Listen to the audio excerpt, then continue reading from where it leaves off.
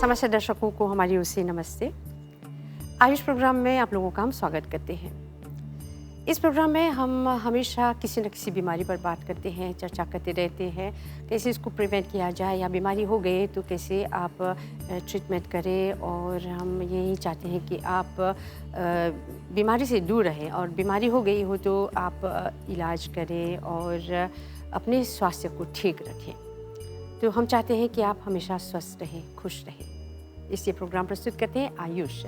तो आज का विषय होगा हार्ट डिजीज़, यानी हमारे जो हृदय है, दिल है, वो अगर बीमार है तो कैसे आपको पता चले, क्या करना चाहिए और कैसे प्रिवेंट भी करना चाहिए कि ये बीमारी ना हो। तो इस पर हम चर्चा करेंगे। और आज हमारे साथ स्टूडियो में आए हुए हैं भारत से डॉक्टर कोमल सिंह जुटन जी। वैसे तो मॉरिशन हैं, लेकिन उनका काम ये सब भारत में हो रहा है, लेकिन उनके बारे में और हम जानना चाहेंगे। तो चलिए आपको मिलवाते हैं डॉक्टर जुटन जी से। डॉक्टर जी हमारी ओर से नमस्ते। नमस्ते प्रिय दर्शकों, मैं डॉक्टर कमल सिंह जुटन हूँ। मैं कार्डियोथोरेसिक और वैस्कुलर सर्जन हूँ। मैंने अपना पढ़ाई एचएससी के बाद, एचएससी तक मैं मॉरिशस में ही था, सब कुछ मैंने मॉरिशस से किया है, पला भरा सब इधर से ही हुआ है। उसके बाद मैं इंडिया गया, भारत, उधर से मैंने अपना मेडिकल स्टडीज़ किया, एमबीबीएस किया, एमएस जनरल सर्जरी किया। उसके बाद मैं MCH cardiothoracic and vascular surgery किया। उसके बाद मैं अभी तक उधर ही प्रैक्टिस किया है। अलग अलग फील्ड में हमने किया है। पहले छोटे बच्चों का भी हमने ऑपरेशन किया, पीडियाट्रिक कार्डियक सर्जरी जो बोलते हैं। उसके बाद में आगे गए तो हम लोग फिर transplantation, heart and lung transplant किया। और उसके बाद में फिर अभी हम लोग रेगुलर जो बाईपास वगैरह होते हैं और मिनिमल इन्वेसिव जो करते हैं, जो छोटा सा इंसिजन में हम लोग करते हैं, अभी हम लोग वो प्रैक्टिस करें। उसके साथ रोबोटिक भी करते हैं, रोबोटिक कार्डियक सर्जरी।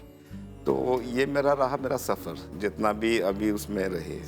तो डॉक्टर जी, काफ़ी आपका जो ये पढ़ाई के से लेकर आप अभी जहाँ तक पहुँचे हुए हैं, रोबोटिक के बारे में ये सब बात कर रहे हैं, तो काफ़ी पहुँचे हुए हैं। तो हम डॉक्टर जी ये जानना चाहेंगे कि मॉरिशस में ये हार्ट डिजीज़ बहुत से लोगों को है और आमतौर पर देखा जाए तो वर्ल्ड वाइड ये बहुत से लोग हार्ट की डिजीज़ से पीड़ित है। हार्ट का प्रॉब्लम जैसे है वो बेसिकली एक चीज़ से नहीं आते हैं, वो एक मल्टी फैक्टोरियल काफ़ी चीज़ों साथ में होता है तो जाके वो बनता है। जैसे कि एक होता है कि हम जेनेटिकली हमारा जो एशियन ज़्यादा पॉपुलेशन है, जो एशिया से है, जो उसमें हमारा कोरोनरी आर्टरीज, जो हार्ट का ब्लड वेसल है, वो जेनेटिकली वो थोड़ा सा छोटा है। अच्छा। जो कॉकेशियन लोग हैं, जो वाइट लोग हैं, उनका जेनेटिकली थोड़ा सा बड़ा रहता है। तो यही होता है, क्योंकि तो हमारा फिर ब्लॉकेजेस उसमें ज़्यादा जल्दी हो जाते हैं। ये एक कारण हो गया। दूसरा है ऑब्वियसली डायबिटीज़, जो पेशेंट है, जो ब्लड प्रेशर वाला पेशेंट है, उनमें ज़्यादा टेंडेंसी होता है डायबिटीज़, क्योंकि वो सिर्फ हार्ट को नहीं, वो वैस्कुलोपैथी करते हैं, सभी ब्लड वेसल को है, वो न्यूरोपैथी करते हैं, नर्व्स को भी अफेक्ट करते हैं, वो रेटिनोपैथी करता है, नेफ्रोपैथी किडनी को अफेक्ट करता है। तो ये सब एक बीमारी है। तो डायबिटीज़ अगर किसी को हो तो उसको कंट्रोल करना चाहिए। दूसरा है इलाज मतलब पहले हमेशा प्रिवेंशन, मतलब बिना दवाई खाए अगर आप उसको ठीक कर सकते हो। जैसे डायबिटीज़ क्या होता है, वो शुगर स्पाइक्स होते हैं, तो वो आपको कंट्रोल करना चाहिए। खाना पीने में अगर हो सकता है, एक्सरसाइज से वो सब अच्छे से कंट्रोल, वो नहीं होता तो अल्टीमेटली हमको दवाई से करना है, बट एट एनी कॉस्ट उसको करना ही करना है control. Same for blood pressure, क्योंकि अगर डायबिटीज़ आप नहीं कंट्रोल किया तो अभी नहीं तकलीफ देगा, आपको थोड़ा दिनों के बाद में, है ना, एक 40-50 साल जब जो हो जाओगे तो कोई ना कोई सिस्टम को तो वो अफेक्ट करेगा।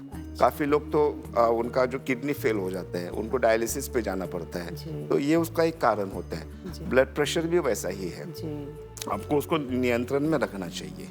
दूसरा है हमारा खान पान जो है, सबसे इम्पोर्टेंट उसमें जो कोलेस्ट्रॉल होता है, कोलेस्ट्रॉल में हमेशा मैं बोलता हूँ एलडीएल करके है, उसको लो डेंसिटी लाइपोप्रोटीन बोलते हैं। वो ही डिसाइड करता है कि आप में ब्लॉकेजेस होगा कि नहीं होगा, क्योंकि वो जाके डिपॉजिट करता है। उसका काम है पूरा शरीर से फैट लेके जाके डिपॉजिट करना, उसको जमा करना। तो अगर वो उसका लेवल ज़्यादा रहा, 100 से ज़्यादा रहा, तो मतलब वो अपना काम कर रहा है, वो जाके सभी जगह डिपॉजिट हो रहे हैं। तो कभी भी कोई भी पेशेंट हो, उसमें 100 के नीचे, 100 के नीचे होना चाहिए। और अगर आप हाई रिस्क हो, मतलब जैसे कि आपके फैमिली को है हार्ट का प्रॉब्लम, फैमिली को स्टेंटिंग हुआ है या बाईपास हुआ है, तो वो 80 से लेके 60 तक के नीचे होना चाहिए, तो ही जाके आप उससे अब बच पाओगे। क्योंकि ये जो प्रोसेस है, ये जो हार्ट डिजीज है, वो अभी नहीं होता है, वो जब हम लोग बचपन में है ना, तब से चालू होता है। मतलब कि धीरे धीरे धीरे आता है। धीरे धीरे जो नॉर्मल पॉपुलेशन है, रेगुलर पॉपुलेशन में, वो चालू होता है एज ए 5%, फिर धीरे धीरे 10 बनता है, फिर एक 10 साल के बाद 20-30 बनता है। तो जब तक हम लोग 40-50 साल के होते हैं, तब वो जाके सिग्निफिकेंट होता है 70 के ऊपर, तो हमको फिर तकलीफ होने लगता है। बट वो प्रोसेस ऐसे नहीं कि रातों रात हुआ है, वो इतने सालों से धीरे धीरे। कोई कोई पेशेंट है जेनेटिकली वगैरह, वो सब के उनमें जल्दी हो जाता है। हमने 24 साल के लड़के को भी ऑपरेट किया, बाईपास किया है। तो डॉक्टर जी, ये जानना ज़रूरी है कि कैसे पता चले, क्या लक्षण है, सिम्टम्स है, पता चले कि आपको हार्ट डिजीज़ शुरू हुआ है। देखिए कैसा है, जिसका मैं बोलूँगा जिसका फैमिली हिस्ट्री है, तो वो 30 के बाद जैसे हुआ है, उनको अभी से जांच रेगुलर, एक बोलते हैं ना, एक ब्लड चेकअप जो होता है, उसमें कोलेस्ट्रॉल आप करके देखते हो, आपका LDL कितना है, बाकी चीज़ें आप करते रहने का एक रेगुलर जो हेल्थ चेकअप होता है, 30 के बाद सबको बीच बीच में करते रहना चाहिए रेगुलरली। अब आपने नहीं किया, आपको कैसे पता चलेगा? सबसे कॉमन जो सिम्टम होता है, पेशेंट को जो महसूस होता है, वो दर्द होता है। दर्द है ना? कहाँ दर्द, पर? हाँ, जो छाती में लेफ्ट साइड जो रहता है, उधर दर्द होता है ना? वो दर्द अलग अलग तरीके में, अलग अलग लोगों में अलग अलग तरीके से होता है। किसी को दर्द होता है और ये जो हाथ है उस पे तक जाता है, किसी को सिर्फ जॉ तक वो दर्द होता है ना? किसी को पीठ पे होता है ना? तो लोगों में अलग अलग प्रेजेंट होता है। पर हमको, मेरा एक पेशेंट है जिसको दांत में दर्द हो रहा था, वो पेशेंट को डेंटिस्ट के पास गया, डेंटिस्ट ने चेक किया तो सब कुछ नॉर्मल है, दांत में प्रॉब्लम नहीं। तब उनका ब्लड प्रेशर लिया तो वो ज़्यादा था, फिर ECG किया तो पता चला हुआ है, उसका बाईपास किया था मैंने। तो उनका हिसाब से कि कैसे भी प्रेजेंट हो सकते हैं। दूसरा है हमारा है दम लगना, मतलब सांस फूलना। थोड़ा सा हम लोग चल रहे तो नहीं कर पा रहे, सांस फूलता है, ये उसका दूसरा रहता है हार्ट का। पसीना भी आ सकते हैं आप उसमें, है ना? थोड़ा सा वो किया, पसीना आ गया। पैरों में हमेशा सूजन होना, जो पैरों में रहता है ना, एंकल के जो ऊपर रहता है, घुटने से थोड़ा नीचे, उसमें हमेशा सूजन रहना, वो भी एक लक्षण है कि आपका हार्ट का इतना अच्छा नहीं चल रहा है, कुछ तो है। और जो भी है, ये दर्द भी जो रहता है ना, वो एक तो हार्ट के कारण से हो सकता है, बाकी उधर और भी सिस्टम है, हमारा लंग्स है जिसमें हम फुफ्फुस बोलते हैं, जिससे हम सांस लेते हैं, वो भी उधर है, उसमें भी इन्फेक्शन हो या गांठ हो या कुछ कैविटी हो उधर, तो वो भी दर्द दे सकता है। दूसरा हमारा खाने में, जो यंग पेशेंट रहता है ना, तो उनमें एसिडिटी होने का बहुत चांसेस है, क्योंकि खान पान हमारा ऐसा रहता है, चाय पीते हैं, काफ़ी लोग स्मोकिंग करते हैं, ड्रिंक्स करते हैं, तो उससे और एसिडिटी होता है। करो बट मॉडरेशन में करो, है ना? ज़्यादा खाली पेट में चाय पियेंगे वगैरह तो तकलीफ दे सकता है। ऐसा नहीं कि सब में देगा, है ना? ऐसे मैं नहीं बोला कि चाय बंद करो, ऐसा नहीं है, बट मैं बोला कि एक कारण हो सकता है उसमें। दूसरा है हमारा कोई भी स्ट्रक्चर है, मसल है, मस्कुलर पेन भी हो सकता है। लेडीज लोग में ब्रेस्ट होता है, ब्रेस्ट में भी अगर कुछ गांठ हुआ, ओके, है ना, तो उसमें भी वो कुछ खिंचावट या दर्द हो सकते हैं। तो हमको इसीलिए जब भी कोई बोलता है कि लेफ्ट साइड दुखता है, तो हमको ये सब चीज़ें दिमाग में ध्यान में रख के हमको जाके आगे प्रोसीड करना है कि उसको रूल आउट। अभी ये सब चीज़ें तो है, बट सबसे इसमें जानलेवा जो आपको सडन डेथ दे सकता है वो हार्ट है। तो इसलिए हार्ट का सबसे पहला आपको रूल आउट करना चाहिए, है ना? उसका जांच करके फिर हम लोग को आगे हम लोग बढ़ सकते हैं। 30 साल के बाद हमारा शरीर अब छोड़ने लगता है, 40 साल के बाद शरीर लगभग थक जाता है, आधा तो हो गया अभी शरीर का। तो कैसा होता है कि उससे पहले शरीर पूरा अकोमोडेट करता है, संभाल लेता है, बट उस टाइम नहीं कर पाते। इसलिए हम लोग 40 के बाद में रेगुलर चेकअप तो करना ही चाहिए। जिसको फैमिली हिस्ट्री है वो पहले से चालू करे, और जो भी है कोलेस्ट्रॉल अपना ठीक करे, है ना? थोड़ा सा एक्सरसाइज करे, खान पान में भी सुधार लाए। इस पर आएंगे, डाइट पर आएंगे, लेकिन अभी डॉक्टर जी ये मैं जानना चाहूँगी, जब किसी को ये सब लक्षण दिखाई दे तो ये अवश्य डॉक्टर के पास जाए। तो मान लीजिए आपके यहाँ जब कोई पेशेंट इस तरह, अभी शुरुआत दौर है, आपके यहाँ आए हैं, तो कैसे आप उनका वो इन्वेस्टिगेशन कैसे देखो, उनका कैसे होता है, जो भी हार्ट के रिलेटेड 2-3 बेसिक रहता है। सबसे पहला हम पेशेंट का ईसीजी निकालते हैं। ईसीजी क्या होता है, हार्ट का जो इलेक्ट्रिकल एक्टिविटी है, हार्ट में एक इलेक्ट्रिकल एक्टिविटी चलता है, वो उसका रिकॉर्ड करके पेपर में प्रिंट करता है। तो वो ग्राफ को हम स्टडी करते हैं, है ना, नॉर्मल से और इसमें क्या वेरिएशन है ना, तो हम एक आइडिया मिलता है कि हार्ट का कैसे चल रहा है।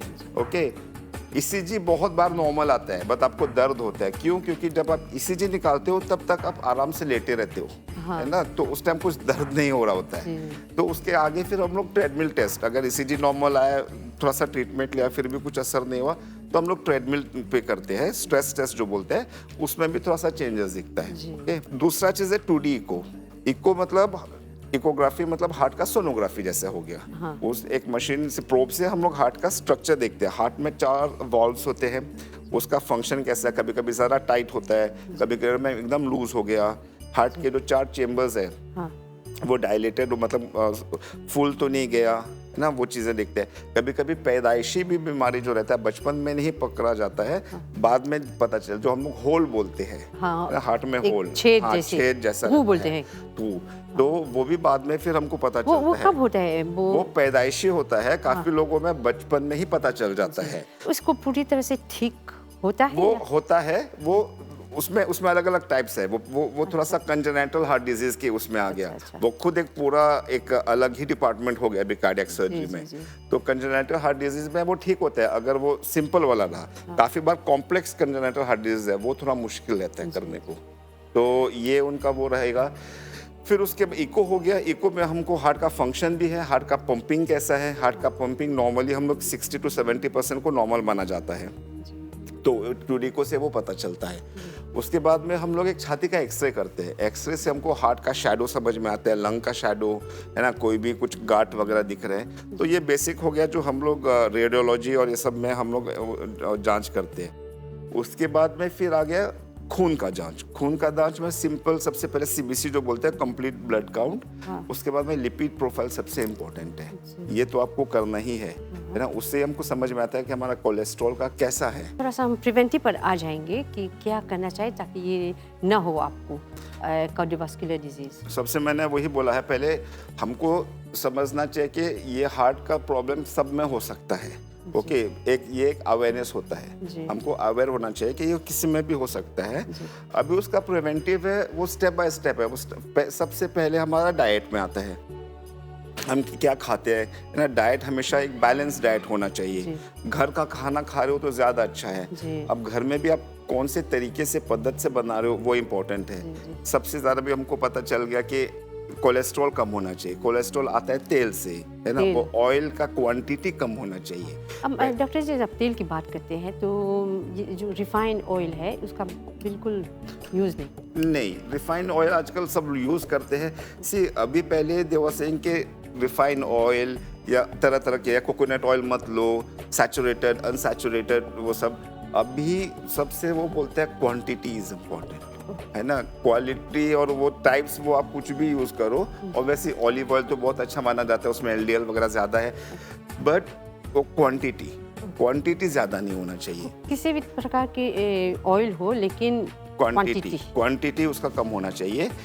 जैसे कि अब आप सब्जी बनाते हैं, घर पे खाना बनाते हैं ना, तो 1 चम्मच नाप के डालिए। ओके, उससे ज़्यादा आदत हो जाती है ना। सिर्फ थोड़ा सा जो उसका जो मसाला आपको भूनना है थोड़ा बहुत, इतना में काफ़ी होना चाहिए। बाकी अब फिर क्या, स्टार्टिंग में टेस्ट वगैरह में भी थोड़ा आपको फ़र्क हो सकता है, बट लॉन्ग टर्म में फिर आप उससे हो जाएगा, बट आपके दिल के लिए अच्छा रहता है। ऐसे में थोड़ा सा मैं रुकना चाहूँगी। कभी हमने प्रोग्राम भी किया है आयुष में, दिखाया है कि बिना तेल के भी, कुकिंग विदाउट ऑयल, बिना तेल के, ये तेल स्वाद नहीं देता है, जो स्पाइस डालते हैं वो स्वाद देता है। तो ऐसे में हमने ये भी बताया लोगों को कि जब आप छोंक लगा रहे हैं तो पानी डालकर छोंक लगाकर बिना तेल के बहुत आप तरकारी तैयार कर सकते हैं और वो भी अच्छा लगता है। हाँ, नहीं, वो तेल का वही रहता है कि वो तेल इज ए कुकिंग मीडियम है ना, उसको वो फ्राई करता है। काफी लोग बॉयल पानी के यूज करते हैं, तो ये सब अलग अलग मीडियम है। तेल इसे अगर यूज करे तो कम करे, अगर नहीं भी कर रहे तो बहुत अच्छा है। अभी बहुत से मेथड्स आ गया है, जैसे कि अभी एयर फ्रायर आ गया है। एयर फ्रायर में बहुत कम तेल यूज किया जाता है ना। तो वो आपका देखो, आपको अपना लाइफस्टाइल बदलना है, वो से हेल्दी लाइफस्टाइल। आप वही चीज करो जो आप उसको मेंटेन कर सकते हो। अभी कैसा है, काफी लोग डाइटिंग करेंगे, है ना, बहुत डाइटिंग करेंगे 1 महीना, उसके बाद में छोड़ देंगे और वापस से वही पहुंच गए। तो वैसा नहीं, आप ऐसे, क्योंकि आप खाना, उबला हुआ खाना खाओगे, सलाद खाओगे, बहुत अच्छा है, बट आप क्या हमेशा कर पाओगे? वो आपको ध्यान रखना चाहिए। तो इसीलिए वो, जैसे मैंने बोला, धीरे धीरे आप चेंज करो एंड यू गो टावर से। एक्सरसाइज भी अच्छा है। किसी को पता चला उनको हार्ट का प्रॉब्लम हुआ, तो फिर वो एकदम से एक्सरसाइज, वॉकिंग, ये वो, फिर बाद में छोड़ दिया। उसका मतलब नहीं, क्योंकि जब आप ज्यादा करते हो ना, तो आप उसको मेंटेन नहीं कर पाते हो। हार्ट के लिए बेस्ट एक्सरसाइज है चलना। Walking is the best. जो अमेरिकन हार्ट एसोसिएशन है, वो कहता है कि 150 minute of brisk walking per week. 150 minutes of brisk walking per week. अगर आप उसको कैलकुलेट करते हो तो दिन का 30 मिनट्स, आधा घंटा चला। हाँ, अगर चला ब्रिस्क वॉकिंग तो काफी हो गया, इतना काफी है। तो ये जो हमको करना चाहिए, लाइफस्टाइल चेंज, खाना पीने में और एक्सरसाइज में, ये अच्छा। और ये तनाव में भी लोग बहुत, आज का जो लाइफस्टाइल है, लोग बहुत दौड़ा दौड़ी करते हैं, तनाव में रहते हैं। ये भी एक स्ट्रेस सबसे इम्पोर्टेंट फैक्टर है। स्ट्रेस जैसे सबको पता है कि 2 तरह के पर्सनालिटी होते हैं, एक टाइप ए पर्सनालिटी, एक type B personality. Type A मतलब छोटे छोटे बातों पे स्ट्रेस लेना, एकदम से एंग्शियस हो जाना, घबरा जाना, अरे अब आगे क्या होगा, ऐसा हो गया तो, वैसा हो गया तो, होने को तो कुछ नहीं, बट स्ट्रेस लेना। तो उनमें हार्ट का प्रॉब्लम होना सबसे ज्यादा है।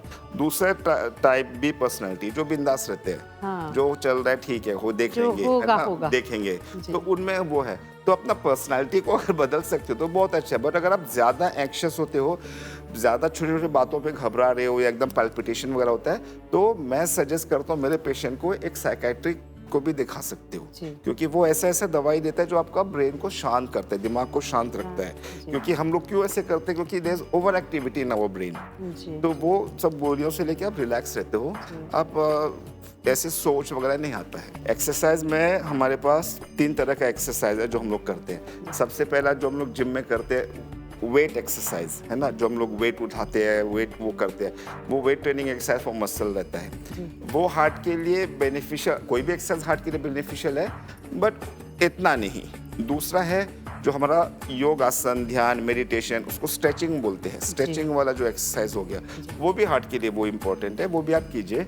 बट जो सबसे अच्छा रहता है वो कार्डियो मतलब आप चलते हो, आप जॉगिंग कर रहे हो, आप साइकिलिंग कर रहे हो, वो सबसे हार्ट फ्रेंडली एक्सरसाइज है। इसलिए कार्डियो कीजिए। और कार्डियो में सबसे इजीएस्ट और सबसे बेनिफिशियल है वो है चलना सबसे इजी। आप भागोगे तो घुटने में भी दर्द होता है, बाद में आपको थकते भी हो ना। तो चलना ही सबसे सिंपल। ब्रिस्क वॉकिंग, आपको ऐसे चलना है कि आप बस भाग नहीं रहे हो, इतना फास्ट चलना है। आपका हार्ट रेट करीब 120 आसपास हो जाना चाहिए, थोड़ा पसीना छूटना चाहिए, थोड़ा सा दम तो लगना चाहिए। तो वैसे आप चलो आधा घंटा, ये बहुत सफिशिएंट और इजी भी है। मेरे तो सभी पेशेंट को मैं ये बोलता हूँ, अपना हेडफोन या कुछ कान में डालो तो अपना आराम से चलो, है ना। कुछ भी जरूरत नहीं है, कोई ना मशीन खरीदना है ना कुछ करना है। बाहर निकलो, खुले हवा में चलो और आ जाओ, इतना काफी है। कभी कभी ऐसी बीमारी हो जाती है कि सर्जरी करना ये जरूरी हो जाता है ना। देखो, अभी ये हमारा जब भी चेस्ट पेन वगैरह होता है, हमने ईसीजी किया या ट्रेडमिल किया तो वो पॉजिटिव आया। ईसीजी और ट्रेडमिल टेस्ट से आप नहीं बता सकते हो कि ब्लॉकेज है या नहीं है। अच्छा। हार्ट के आर्टरी में। वो एक आइडिया देगा कि हाँ प्रोबेबली ब्लॉकेज है। तो ब्लॉकेज होना उधर तक ही नहीं रुकता है, हमको एंजियोग्राफी करके देखना चाहिए कि ब्लॉकेज का परसेंटेज कितना है, जो आर्टरी में ब्लॉक है वो कितना है। अगर वो 70% से 70% से ज्यादा है तो ही उसमें कुछ इंटरवेंशन किया जाता है। इंटरवेंशन मतलब आप स्टेंट डाल सकते हो या बाईपास कर सकते हो। अगर वो 70% से कम है तो पेशेंट को गोली दवाई से ही ठीक किया जाता है, मेडिकल मैनेजमेंट। जी हम उनको गोली दवाई देते हैं और फिर उनको ऑब्जर्व करते हैं। जी। ओके, अगर 70% से ज्यादा तो स्टेंट या बाईपास ऐसा है। भगवान सबको एक चांस देता है, इसीलिए आपको पेन होता है, इसीलिए आपको वो दम लगता है। तभी भी अभी जवान, मैं नहीं बोलूँगा 15-20 साल के बच्चे को जाके चेक करते रहना चाहिए, ऐसा बिल्कुल नहीं है। यूजुअली 40 के बाद आपको ध्यान देना चाहिए, 30 के बाद भी अगर फैमिली हिस्ट्री आप करो। बट अगर उससे पहले आपको कुछ तकलीफ होता है, तकलीफ मतलब वही पैरों में सूजन हो रहा है, आपको दम लग रहा है, आप खेल नहीं पा रहे हो जैसे बाकी लोग कर रहे हैं, आप काम नहीं कर पा रहे हो बाकी जैसे लोग कर रहे हैं, चढ़ रहे हो तो दम लग रहा है या दुख रहा है, बाकी अगर आप बच्चे हो तो आपको कुछ और तकलीफ हो रहा है, तो तब जाके आप जरूर डॉक्टर को दिखाइए। तब आप देरी नहीं करो, बट वरना फिर आप बेटर शुरुआती में जाकर ट्रीटमेंट करें। ऐसा नहीं वो जब बहुत तेज, वो बहुत देर स्पेशली वो होता है जो वॉल्व्स का प्रॉब्लम होता है। अगर वो खराब हो गया तो वो हार्ट को भी खराब करने लगता है, वो हार्ट बड़ा होते जाता है। तो कैसे पता चले कि वाल्व का ये? वही मैं बोला, आपको सिम्टम्स आएगा, है ना, दम जो लगना है, वॉल्व खराब हो गया तो आपको दम लगेगा, पेट में सूजन रहेगा, पैरों में सूजन रहेगा, है ना। तो ये सब चीजें अगर आपको होता है तो आपको जरूर जाके अपना कार्डियोलॉजिस्ट को आप दिखा सकते हैं। जी जी। और बहुत लोग ये सुनने में आया है, ये आर्टरीज जो ब्लॉक हो गया है तो उसका भी वही सिम्टम है, वही आर्टरीज जो ब्लॉक होता है मोस्टली वो पेन में होता है। वो आर्टरी जैसे मैंने बोला है वो बचपन से जब से चालू होता है, वो एक स्लो ऑन गोइंग प्रोसेस होता है। तो जब भी वो ब्लॉकेज सिग्निफिकेंट होता है, सिग्निफिकेंट मतलब 50% है, तो अभी जैसे हम लोग बैठे हैं, हमारा हार्ट अभी धड़क नहीं रहा, ज्यादा वॉक लोड नहीं है उन पे, तो वो ब्लॉकेज के थ्रू से जितना ब्लड फ्लो होके जा रहा है उतना काफी हो जाता है। बट अगर हम लोग कुछ एक्सर्शन कर रहे हैं, जैसे कि हम लोग सीढ़ियाँ चढ़ रहे हैं, हम लोग कुछ भाग दौड़ कर रहे हैं, या हम लोग को कोई स्ट्रेस आ गया काम में, कोई टेंशन आ गया, तो हार्ट फास्ट बीट करता है और हार्ट के मसल को ज़्यादा ऑक्सीजन और वो सब लगता है। बट वो ब्लॉकेज उधर है, उससे थ्रू ज़्यादा नहीं जा सकता है, तो फिर हमको अनइजीनेस लगता है, दुखने लगता है, थोड़ा पसीना आने लगता है। तो ये सब संकेत आपको मिल जाता है कि ये ऐसे प्रॉब्लम है, तो उस हिसाब से आप जांच करिए। क्या अच्छा है खाने के लिए, कोई जैसे fruits, green vegetables, what is the best? देखिए, ताकि हमको प्रॉब्लम ना हो। जो भी खाने पीने हैं फ्रेश जरूर खाइए, है ना। फ्रूट्स और सलाद और वेजिटेबल तो चाहिए उसमें है, तो उसमें ही सब आपको काफ़ी जो माइक्रो न्यूट्रिएंट्स है, जो मिनरल्स है, उससे आपको मिलता है। बाकी जो है, अगर आप नॉन वेजिटेरियन हो तो मीट वगैरह खा सकते हो, बट उसमें आपको लीन मीट खाइए ना, उसके जो फैट्स है, उसका चर्बी जो बोलते हैं, वो हटा के खाइए उनको। रेड मीट एक लेवल तक ही रखो, है ना, क्योंकि उसमें ज़्यादा LDL वगैरह रहता है, कोलेस्ट्रॉल है। आप ज़्यादा लीन मीट, अगर चिकन खाते हो या फिश सबसे अच्छा जो माना जाता है, वो आप खा सकते हैं। और अगर वेजिटेरियन हो तो बहुत सारे ऑप्शंस हैं आपके पास वेजिटेबल्स में। मॉरिशस में तो सब कुछ मिलता है ना। उसमें आप सलाद इंक्लूड कीजिए। It should be balance diet, उसका प्रोपोर्शन। हाँ, और खाने का क्वांटिटी भी आपको देखना चाहिए, आप कितना खा रहे हो। ओवर ईटिंग भी नहीं करना चाहिए। और स्पेशली शाम को डिनर भी एकदम। डिनर देखिए, अभी ये कॉन्सेप्ट भी अभी काफ़ी लोग बदलता रहता है। अभी पहले बोलते थे कि breakfast like a king, dinner like a beggar. अभी ये सबका बॉडी अलग अलग रहता है सबका। देखो, ये सब चीज़ें ना बोलने के लिए है, इजी है, बट उसको आप लागू कर सकते हो वो मुश्किल होता है। अभी काफ़ी लोग पूरा दिन घर से बाहर रहते हैं, वो काम कुछ खा ही नहीं पाते, घर पे तो शाम को ही खाएंगे ना। तो ये सब चीज़ें भी, तो it is different to person. काफ़ी लोग सुबह सुबह उठे भूख ही नहीं लगती, बट ऐसा नहीं है। आइडियली बोलते हैं small frequent meal is the best, है ना। 4 मील करो, छोटा सा पोर्शन में खाओ, थोड़ा खाओ। और काफ़ी लोग, अभी आप इंटरनेट में पढ़ोगे तो सबका अपना अपना फंडा रहता है। कोई बोलता है खाने से 2 घंटे कुछ मत खाओ, कोई बोलता है इंटरमिटेंट फास्टिंग करो, दिन में सिर्फ 2 घंटे खाओ और पूरा दिन। तो आपके लिए जो सबसे बेस्ट चलता है वो मैं बोलूँगा कि वो अच्छा है। बेसिकली आपके पैरामीटर्स देखना चाहिए। अगर आपका LDL कोलेस्ट्रॉल सब कुछ नॉर्मल है नॉर्मल खा के तो अच्छा है फिर। कोई एडवाइस देना चाहेंगे हमारे दर्शकों को, अगर मिलना चाहते हो या आपसे संपर्क करना चाहते हो? अगर मुझे संपर्क करना चाहते हो, अभी फिलहाल तो मैं मुंबई में हूँ, मैं मुंबई में प्रैक्टिस कर रहा हूँ। मेरा नंबर है, एक्चुअली मैं व्हाट्सअप नंबर है जो इंडिया में पूरा टाइम मैं उसमें अवेलेबल रहता हूँ, तो उसका नंबर है +91 790 985 7979। इस पर कोई भी मैसेज रहेगा, कुछ भी मुझे आप भेज सकते advice भी हैं। भेज सकते हैं। अगर मैं ऑपरेशन में भी हूँ तो मैं जब भी फ्री होता हूँ मैं आपको वापस से रिवर्ट बैक करूँगा। ऑनलाइन कंसल्टेशन भी कर सकते हैं उसमें, तो उस पर आप कभी भी संपर्क कीजिए। अच्छा डॉक्टर जी, अब हम समाप्त करें कार्यक्रम। लास्ट में एक क्या हमारे दर्शकों को आप बताना चाहेंगे कि हमेशा वो हेल्दी रहे, हार्ट डिजीज ना हो? सबसे इम्पोर्टेंट है अवेयरनेस, है ना। आपको पता होना चाहिए कि ये प्रॉब्लम मुझे हो सकता है, तो फिर आप कुछ भी करने से पहले 2 बार सोचोगे, है ना। जैसे भी फिर वो है। और दूसरा चीज़ है, अच्छे से रहो, जो भी आप करते हो मॉडरेशन में करो, है ना। जो भी चीज़ें, खाना हो, पीना हो, एक्सरसाइज हो, एक्सरसाइज भी नहीं कि बहुत सारा कर लो। अभी तो बहुत सारे वो है कि जिम में काफ़ी ट्रेनर्स लोग को हार्ट अटैक आ गया, तो जो भी आप करो मॉडरेशन में करो और स्वस्थ रहो, बी सेफ और खुश रहो, बिंदास जियो। दैट इज द स्ट्रेस मत पालो। अगर स्ट्रेस्ड है तो उनका इलाज करो, जस्ट उसको रखो मत अपने अंदर। तो डॉक्टर जी बहुत धन्यवाद, बहुत कुछ हमने आपसे सीख लिया और आशा करते हैं, अभी तो मुंबई में आप वहाँ पर कार्यरत हैं, आप मॉरिशस आए और हमारे दर्शक जो है ज़रूर आपसे मिलेंगे, पूछेंगे या आपके यहाँ इलाज कराने भी आएंगे। तो डॉक्टर जी बहुत धन्यवाद आज के इस कार्यक्रम में भाग लेने के लिए, फिर मिलेंगे। नमस्ते डॉक्टर जी। तो दर्शकों, आज आयुष प्रोग्राम में काफ़ी चर्चा हुई हार्ट डिजीज़ पर, कैसे अपने हृदय को स्वस्थ रखें और अगर थोड़ी थोड़ी वो लक्षण आपको दिखाई दे जिस तरह डॉक्टर जी ने बताया, तो ज़रूर डॉक्टर के यहाँ जाएं, जांच कराएं और अपने स्वास्थ्य को ठीक रखें, खुश रहें, बिंदास जिए। और हम यही चाहेंगे कि आप प्रोग्राम देखते रहें और इसके ज़रिए आप कुछ ना कुछ सीखते रहेंगे। फिर मिलेंगे, हमारी ओर से सभी को नमस्ते।